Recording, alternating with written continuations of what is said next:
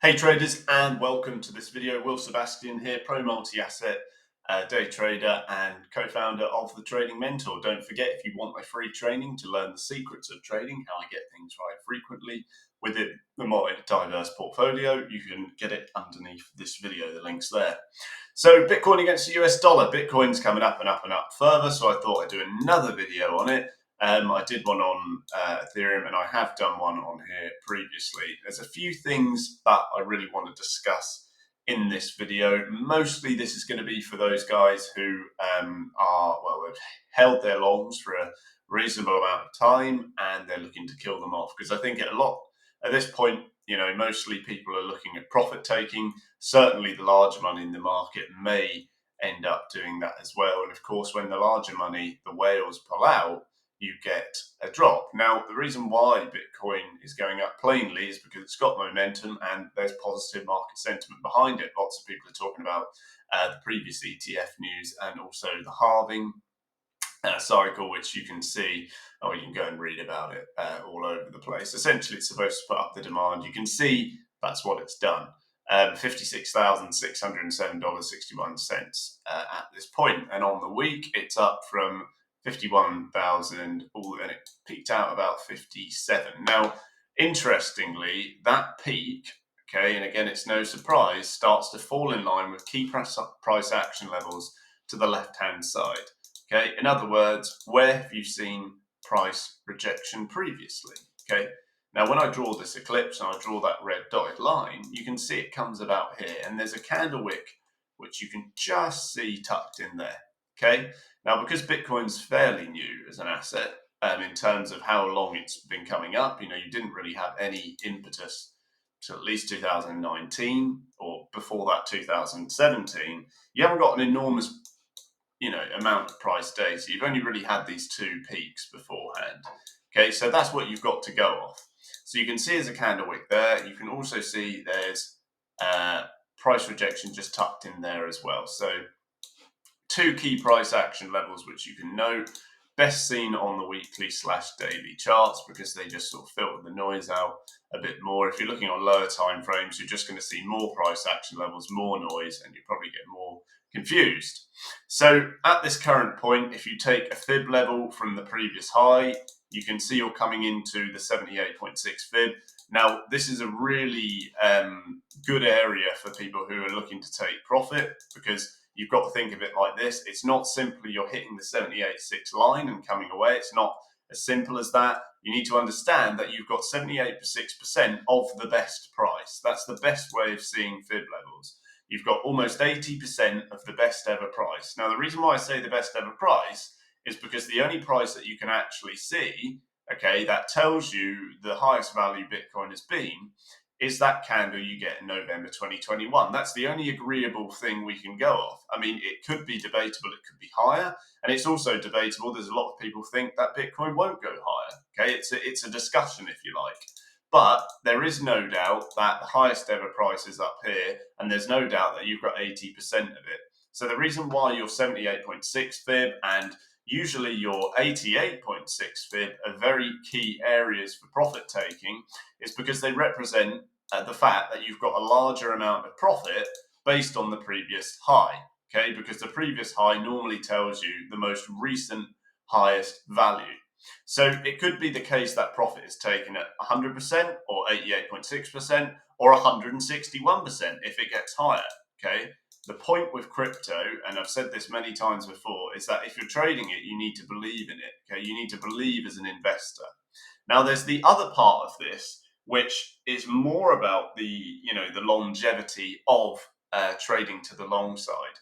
So that would be taking your profits now. Okay, you banked it. It's 100% chance you'll make money because you're taking the money now. There's no way you can't not make money if you're in profit and you take the money, right? Simple as that. And then it would be buying on drastic falls. Now, yes, you may not fall there tomorrow, okay, but eventually it's likely you'll come back to your key moving averages at some point.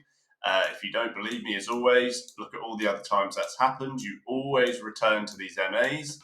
Even when the price went this high to up here, you return to your MAs again. Okay, so that's been the recurring theme. You're always coming back to those MAs. That is the same for any market. Forex markets, precious metals, commodities, whatever it is you're trading, you'll come back to the MAs. So there is the trader that is not the extreme long-term investor who thinks Bitcoin might come up. It's the one who takes the money now and rebuys only when he has value on a fall. Because these areas, again, remember what I was just saying about the fib to the upside, you've now got the opposite, okay, which would be to the downside. So you can see, what that would look like here. If you drew a fib, you've got your, well, in between your 23 and 38.2% retracement here, okay? And then further down, you'll come into your 61.8, which again is a reasonable value for most investors to liquidate their shorts at that point and then flip long because they believe in the long-term trajectory of the market. In other words, they think the market is going to keep going up, over the long term and bounce off these levels again. Now, I'm not saying in either case that will happen. I think Bitcoin or crypto in general is an uncertain market. Okay, I'm not saying there's no way it will go higher. I'm not saying there's no way it will go lower. I'm just pointing out the best places and the best mindset to have for long-term gains. And that is taking the profit rather than gambling on potentials, okay? And then reinvesting lower. Because if you're someone who sat there and you don't take the profit and you're thinking to yourself, well, I've got FOMO, I don't want to get out, what if it goes higher? Well, just remember at some point when it goes lower, you can always rebuy it. You can always rebuy it later. If you take profit now and it goes higher, yeah, whoopee. You wouldn't have known that. But if you buy the dips, okay, it doesn't really matter. You can consistently, take gains within an uptrend multiple times. And the multiple times you take gains accounts for more than if you just banked on it going up and up and up forever. Because remember, if it does go up forever, okay, perhaps to, like I said, a 1.618 fib at about 100K. Okay, so your 1.618 fib exists at about 100,000. That's probably quite a psychological level. And if you get there at some point, again, I wouldn't be shocked. I'm not saying it won't happen. I'm saying it could happen. But it's coincidental almost that your 1.618 fib coincides reasonably with your 100K price mark. So it could be very significant for investors at that point, like I said, acting as a psychological level.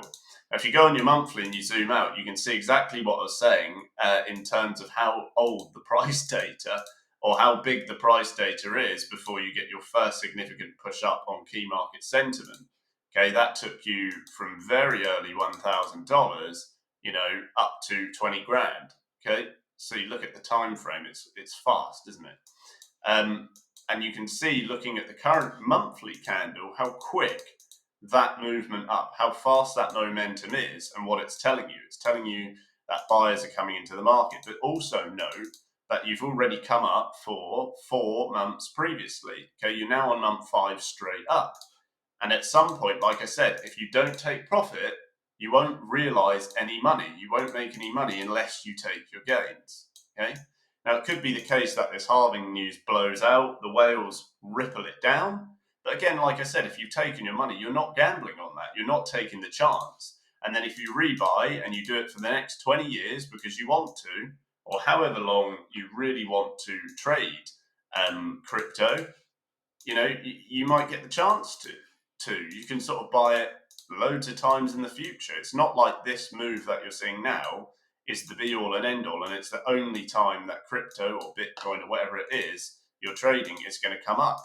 You've got to remember that there's going to be other times when it's going to come up over the long term. So these are all just kind of, sort of approaches I take in any market, be it crypto or any asset in this watch list, pretty much indices, metals, commodities, whatever it is. It's all about that long-term market, taking gains consistently and rebuying in an uptrend, and taking the opportunity to